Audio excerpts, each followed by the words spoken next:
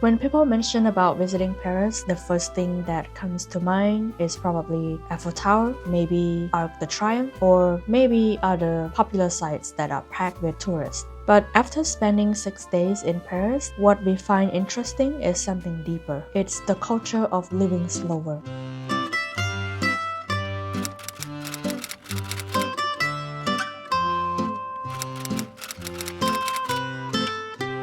It's just been really nice that we are just able to sit and relax. There's a lot of parks everywhere that you can just hop in, take a seat. And the thing about it too is that even though there are so many, you always see people sitting and just enjoying.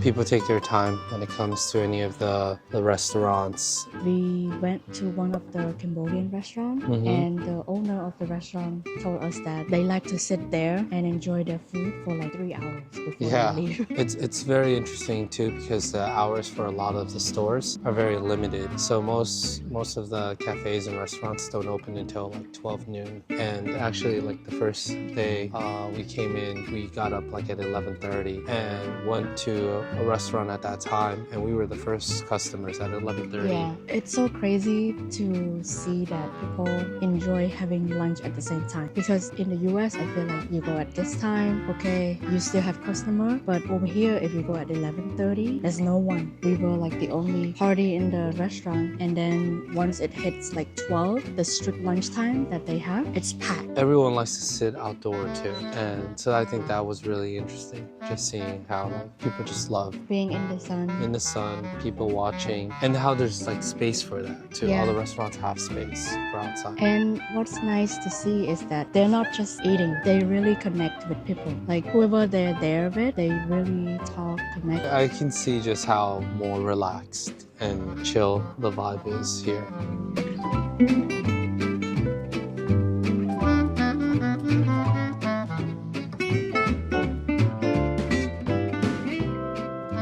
Architecture and the urban development in Paris is very impressive. Like, I don't think we've been to a city that's felt this walkable, that has so much trees and greens, like everywhere you turn, and just space. You don't feel overcrowded.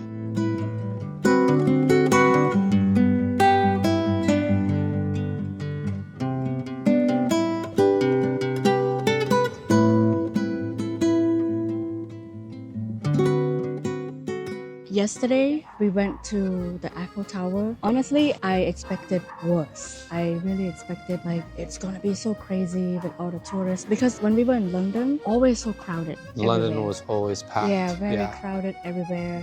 Any restaurant you go to. And so in my head, and with all the videos I've seen online about pickpocketing, scammers, all that stuff, I was really expecting for like really bad. The image in my head is just like really bad. But it was a little crazy, busy at the actual tourist site. But it's crazy because just about a few hundred feet away, when we walk away, it's like very quiet. And it feels very safe too. Outside of the tourist spots, feels, again, it's just like, it's busy, but it's not overcrowded or overwhelming. Like, you'll always see people on the streets. And for that reason too, it also feels very safe. Everyone's always walking. Or everyone would be like sitting at the restaurant or cafe or bar, just outside and just chit-chatting. So wherever you walk to, you feel like there's always someone sitting outdoor, and it feels pretty safe.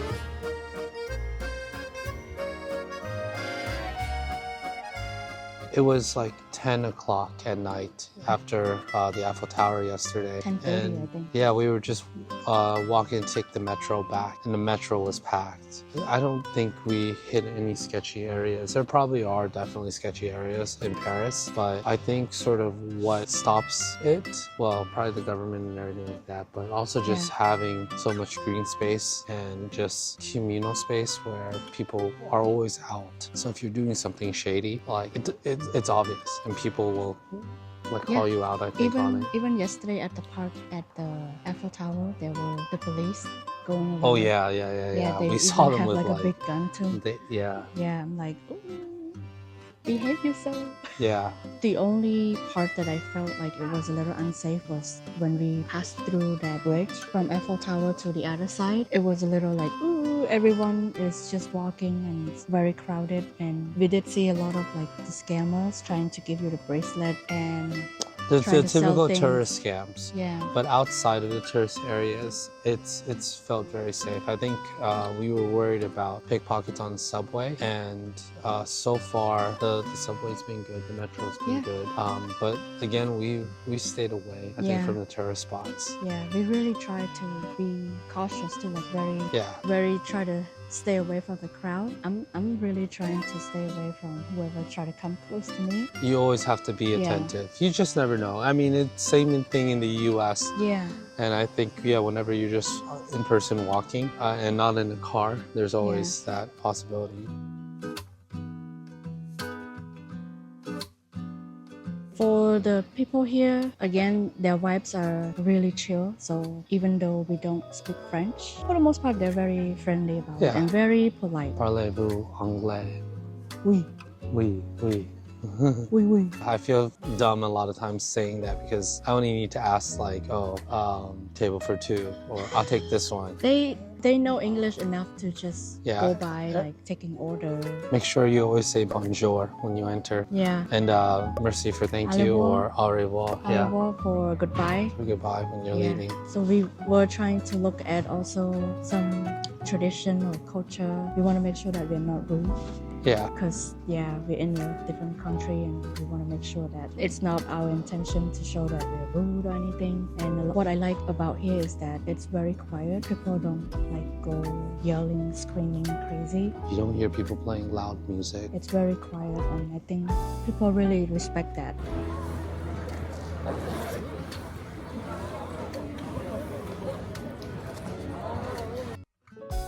When it comes to transportation, only 33% of people in Paris own cars.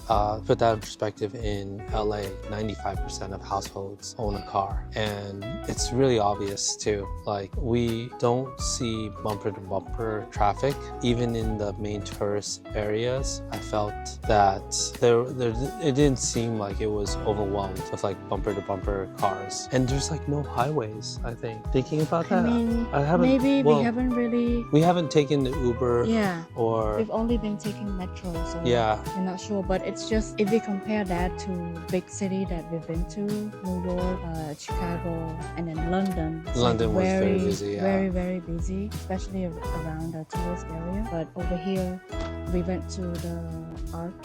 Arc de Triomphe. They have like a giant traffic circle, but that circle didn't seem too wild. Yeah, and people even try to run. People are running across it, and they're doing it. It's dangerous because cars go pretty fast because there is no traffic. This is your Arc de Triomphe, your winning arc. Woo! And to get there, you need to dig underground.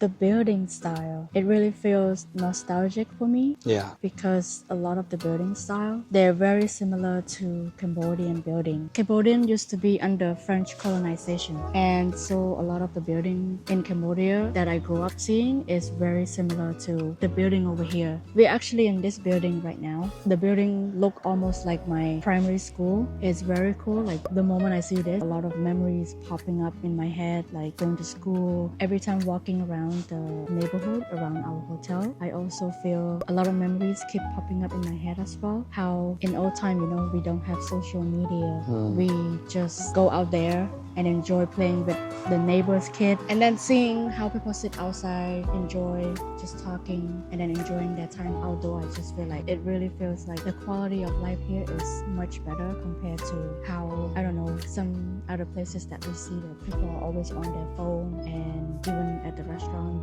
they're also on their phone. They don't really talk and connect with each other. I want to say that a lot of that is due to like the great public transportation system. They have great bike lanes. We were just biking yesterday and that was like much faster than if we drove, like took an Uber or even take the metro. And the metro is pretty well connected all throughout Paris. Yeah. And then just going back to what you're talking about as far as the architecture, I think the way it's designed is this is a walkable city. So when you're just out there and you're looking at the architecture, there's a lot to admire. Just the open spaces, the landscaping. We've come through so many like parks that look like very impressive as far as like the trees and just how everything is in just, good shade. Yeah. Like where we are right now. Yeah. This is like a part of a hospital. Yeah. Or something. Yeah, it's just at first we walking from that side, it just looked like okay, it's just a building, hospital, right? And then when we walk further in, it's wow, this nice space for everyone to just sit down and relax.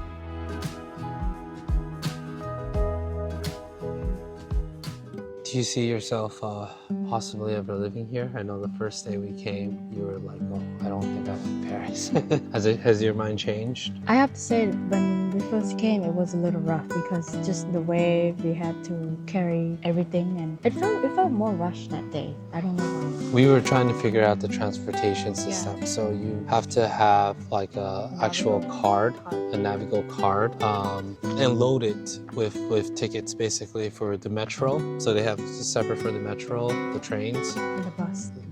Or the bus, But once you get used to that, you can sort of just use your maps to just do the subway or something, right? I think for us the bus wasn't that enjoyable. Yeah, it's crowded. We took only one bus on the day we arrived, and it was really hot, and it's not just hot. It's like you can't really breathe because there's no air. Don't expect air conditioning. And be ready to walk up a lot of stairs everywhere you go. Hills and stairs. In a lot of restaurants we go to, be ready to sit very close to other people. Yeah. Yesterday we went to this restaurant, Chinese hot pots, like we sit like this. It's packed. With some other customer. So I think one thing that was cool about London is when you went in, the restaurant might have looked small on the outside, but they would have like a basement and a lot of space. Yeah. But in Paris, for the most part, I think the underground is all the subways. Yeah. So there's like...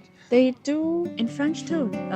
They actually have the kitchen downstairs. Oh, you saw that downstairs. too. Okay, yeah. That one, some of them they do have some stuff downstairs, but I think for the most part, I see most of the dining is like ground level. Yeah. So they also have outdoor seating. Yeah. So that's not as common in London with the outdoor seating. Okay, go back to your question. So, do you see yourself living here? Maybe. I don't know. A lot of positive things so far. I noticed how people are more reserved, especially teenagers.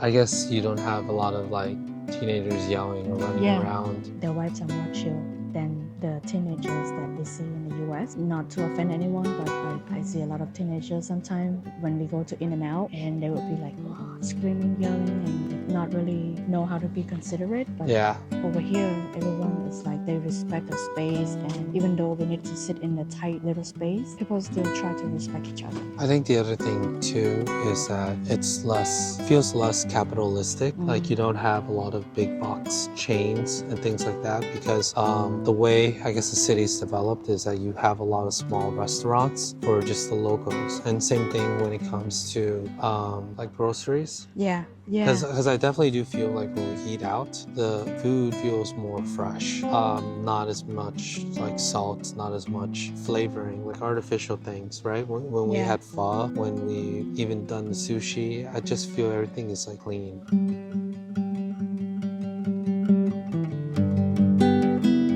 Living in the US, we've been really spoiled with like the AC, even the way how restroom work. I feel like there's paper towel everywhere we go for restroom. It's a little more wasteful. And It's people definitely more just wasteful. use it, and Yeah. over here, even in London, they only have the hair dryer. I mean, the hand dryers. dryer. Yeah. And you just use that to go by and barely see any paper towel. Over here, they have the paper towel, but it's like It's reusable.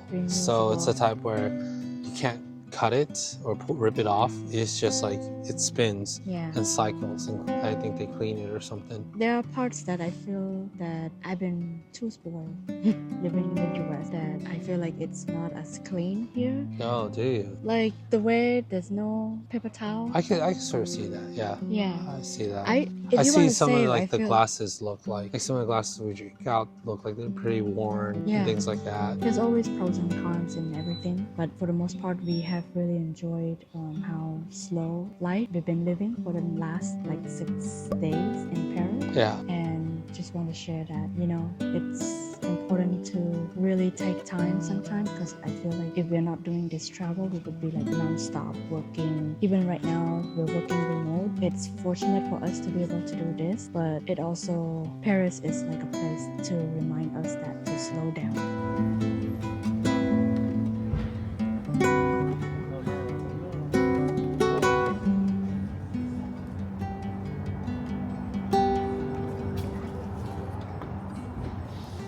The more places that I've been to, the more that I learned that I actually enjoy being in this kind of environment more than those big sites, because those big sites, it's worth appreciating, but it's just so many people that it's so hard to really enjoy and take the time and just appreciate what you see. I love seeing how this place just shows like human progression, and I think that's why people come to see these sites, even if they don't realize it. Like the whole idea of like, oh, you were able to create this underground system. We have so much art, so much structural like knowledge, like the physics and everything that went into the architecture.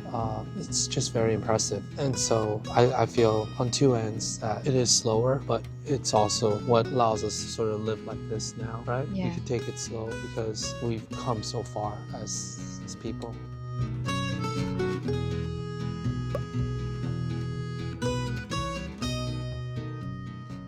Talking about like maybe Cambodia, like I see this is sort of what Cambodia could have looked like, right? Maybe if development continued, or if there was more focus on education, growth, urbanization. Oh, and we saw the little memorial thing for Cambodia too. Yes. It was cool, but at the same time sad to see. It's the only memorial that recognizes the Cambodian genocide in Europe. So it was nice to see that it's in France, in Paris, of all places. And so when we discussed about what places we want to go, one of the things we want to see is the Cambodian community, right? So it's cool to see that Paris have a big Cambodian community. Yeah. And yeah, it's cool to see. I think you were surprised when we were walking around the Chinatown area that they were speaking Khmer or Teochew. Yeah.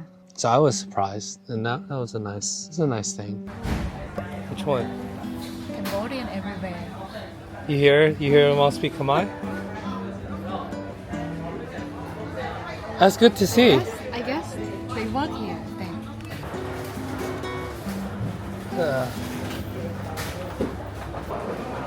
I guess they just give two. Shy. You are. It's okay.